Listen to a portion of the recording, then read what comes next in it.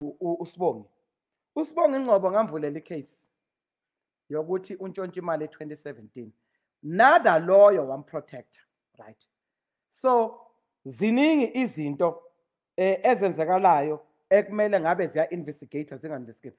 If uSibongi believes ukuthi uclean, akamiswe emsebenzini uSibongi kungena abanye abantu. Akakwazi ukuthi abe yi-player and a referee a-investigate ebehlezi phakathi e-SABC. Cannot. Akasuspendwe abe ngaphandle, then ama-investigate baningi abantu. There's a this thing ukuthi umuntu cannot be replaced. Yes, sizofaka abantu bakuphuma ubani.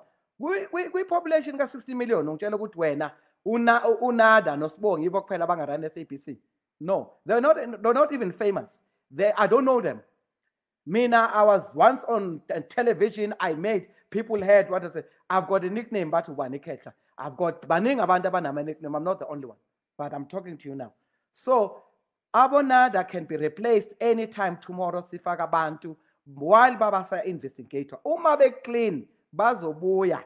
Mabe ngcolile angeke basabuya.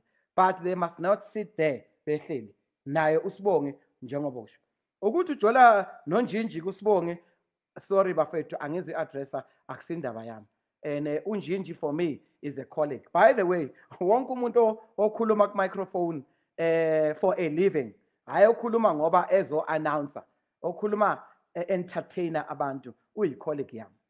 Bese ngizokhuluma futhi into ekukhulunywe ngayo yama allegations ka Khuzani. Khuzani mfaka Mpungose. Umusic wakho okamaskandi ufola under mina. Mongazi usuyazi namhlanje. Ngibhekelene wonke umculo kaMaskandi. Mara njengoba kunalama allegations ukuthi wena uyathenga, ngicela uphume mfethu ku top 10. I am calling upon uKhuzani Ndlamlenze Mpungose ukuthi aphume ku top 10 yokhozi. Azikhiphe yena. Uyazi ezinye izinto mfethu ungayimoshi into wena. If abantu i-majority ithi phuma, uzibonile ukuthi uyindoda, uclean, phuma. Bese uyabona ukuthi mawungekho izofa yini top 10, because uma ngabe uhlala uyayicizelela lento yogama lakho ukuthi wena ukhanda lomtshela kwakhe umameli abantu ba right. So ngicela ukuthi uKhuzani aphume ku top 10, ayiphumele yena. Uma ngabe ngaphuma uKhuzani ku top 10, mina January ngizoyela mina eSIU. Fortunately mabili ama colleagues asejoin eSIU. Ngiyoqala investigation hayi leyo yokudlala eyenziwa i-internal audit yase-SABC. Ku-investe ngempela ukuthi u-section 205 i-relationship kaKhuzani noSibongi Ngcobo ithini, bafolanana kange ngosuku, bawhatsappana kange ngosuku, bawhatsappa ini. I can do that investigation. Yinto engizoyicela. So okwamanje i-top 10 why uKhuzani ithi akaphume is because uKhuzani is a good artist. Akakwazi ukubangisana nolwandle, ulwandle omusha, and uKhuzani useke waba number 1. Ngoba la sikhuluma ngo number 1 akuna song of the year la. uKhuzani akanayo award ye song of the year. Une crossover. Lento sikhuluma ngayo kwamanje sase crossover ngoba mina ngakangeni nge-song of the year. Ngisamele ama investigation. Icala by the way alikakaphele court. Ningaze nithi hey ukhuluma hey icala alikakaphele court, kodwa ngacelwa kwathiwa oyiniyeke indaba zama court asidile kanje. So i-song of the year is coming back. We are Thanda Awuthandi is coming back. But uKhuzani weza kimi no 3 seconds uma izowina that year. What in fact i-campaign esengiyenzile is too much. Ngicela ukuthi ungablocki song of the year this time. Ama artist ngiyawalwela mina. Namanje I'm fighting for artists. Ngiyangcwaba ngenza everything. So I couldn't say uKhuzani emayethi mfethu sengispend imali bese ngiyahamba ngiyomblock. Ngangalwi noKhuzani, ngangilwa noKhozi. In as much as angilwe nabasakazi, ngilwa nalabo abaphethe. I'm fighting uSibongi Ngcobo, I'm fighting uNada, because of those are managers bele ba manage iSABC ngendlela right. And I've been in broadcasting by the way for 25 years. I'm a founder member of the second biggest radio station in South Africa, iJozi FM, kwakuyiSoweto Community Radio. So I'm not talking from the blue. I'm talking from into engiyazi. So more than blame, maybe you must Google and find out who are you talking to. So angenanga ku broadcasting back door.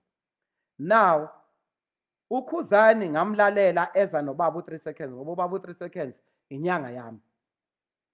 Ngamlalela u3 seconds, ngamlalela uKhuzani, ngayeka ngangapressa kuKhozi lethe.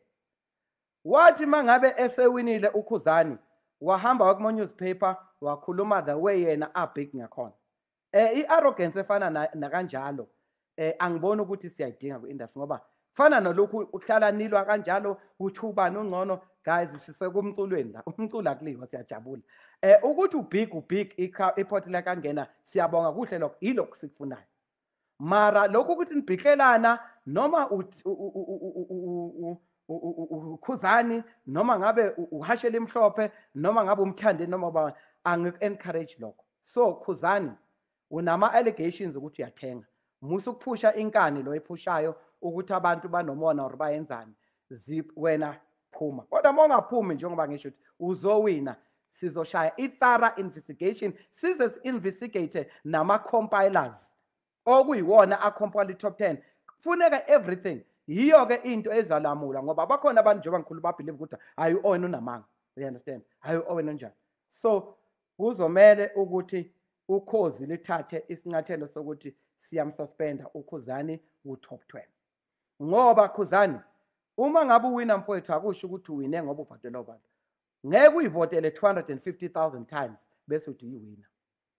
Why kwenzakala kanje is because of uSibongi ufuna ukuntshontsha imali nabangani bakhe. If vote was supposed to be only 20 votes per SMS. 20. Kusho ukuthi uma unenamba yakho uvota ka-20 kuphela nge-SMS ngenamba eyodwa. Hayi ukuthi kuvote kuze kufike uJesus Christ. No. Lento yiye yenza ukuthi kube nje umuntu ayevotele for 400,000 times bese ethi uyiwina. So uma ngicala lento i-idea wise ukuthi mabevota abantu nga-20 per SMS, lokho kuzokwenza ukuthi kuvulele nabanye abantu abaningi ukuthi babe ne-voice. Because of akwazi ukuthi kumkhuluma umuntu oyi-1 bese kuthiwa abanye abantu must buy into it. No, we are democratic. Uma ngabe uthi ulimit ama-votes to 20, abanye nabanye bazokhululeka ukuthi bajabule ukuthi nabo hayi nama ngivota ivoti lami lizozwakala. From there bese yaba reward abantu uRafole, uShafule owinayo athola imoto and all. That's what I had done. Leyo ukuthi umuntu avote 100,000 times A1 bese tuwinile angiyazi mina. Ngoba ngifuna kuvote abantu hayi umuntu A1. It must be many people voting. So izinto engixoshelwe zona okhozini yizo lezo ngoba bengafuni ukutshontsha imali mina yama artist. Bengifuna ukuthi si decide ngempela ukuthi oyi31 ubani umuntu oyinqaba. For an example, uBig Zulu is the best artist we have right now. Ingoma ethi umbayimbayi. Le ngoma le ngize icula umuntu omtswane engasinomzulu. That's how much that song has done in terms of penetration, in terms of uniting us, in terms of taking us forward. But ngiyazi ukuthi aliziwini song of the year. Lucky if likhona. So uLwandle is a new artist. Oshaya left, right and center is up and coming. Ufeature umthandini. Yini eyenza ukuthi kuze kuvotwe umuntu oyi-150,000 times ezama ukulwa noLwandle. If abantu abavotayo, it's okay. But I can't accept a situation whereby umuntu oyi-1 uzoyivotela bese tuwinile. A1. 200,000 votes. It doesn't make sense. Ake senze into ethandwa abantu ngoba lento nami akusiyi ukuthi ngangifuna ukuyigogodlela. Ngangifuna ukunikeza i-voice to many people ukuthi abadecide ngoba badecide ngeimali zabo mabe streamer or bethenga physical CDs or whatever. Bakushintsha ke labo abanenhloso yokutshontsha imali. It was not a money making scheme la. I had sponsors Zekia bezinginike imali zinginike imoto. Manje Khuzini they can't negotiate even one car. Selo ngahamba bakakhipha imoto because uSibongi umsebenzi wakhe is to go and negotiate alethe imali noma imoto akakwazi ukwenza lokho. Ngeke futhi akwenze even next year I can bet ngeke ayithola imoto zephula. Then let me go to ku situation yokuthi ke Khuzani noma ngangithuka noma ngenzani is okay. Ngicela mfowethu ukuthi ube fair. Yeka ukuzivotela abantu abavote number 1. Number 2, ngicela ukuthi ngoba une allegation phuma ngiyayivalela. Ngiye ku Standard Bank.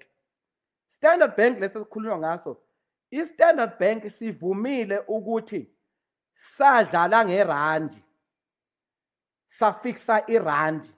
So i-Standard Bank asikho credible njengoba sikhuluma. Sizomela ugovernment yebo, kodwa ngoba sivumile ukuthi saganga. So ayikho mina into engizoyimela ngilalele ikhulunywa i-Standard Bank bese ngiyayibelieve. In an actual fact, i-Standard Bank is not supposed to be even sponsoring izinto zokhozi or anything ze-SABC or anything for that matter until sizoyicleara ukuthi senzani kuze kuphela amacala lawo. Ukuthi usugangile wasugijima wathi no ngizohlala no government, it doesn't mean ukuthi you're exonerated. So for me, Indian Standard Bank for me is not credible until Standard Bank proves us otherwise. Kulento yokuthi ama-bank adlala ngerandi awisa umnotho. And akusi Standard Bank phela, by the way, all the banks. Ukuba bengizenzela mina ngaba likho ne-1 i-bank operator. Usushiye imbuzo ulive ka-Owen Ndlovu obumayelana nengoma ehlukanisa unyaka, njengoba kusolakala ukuthi uKhuzani uyayivotela kuphinde futhi kusolakala ukuthi uKhuzani uyagwaza. Akusaqondakali inqindi nasibhakela ukuthi ikona kuyikuphi, uyayivotela noma uyagwaza.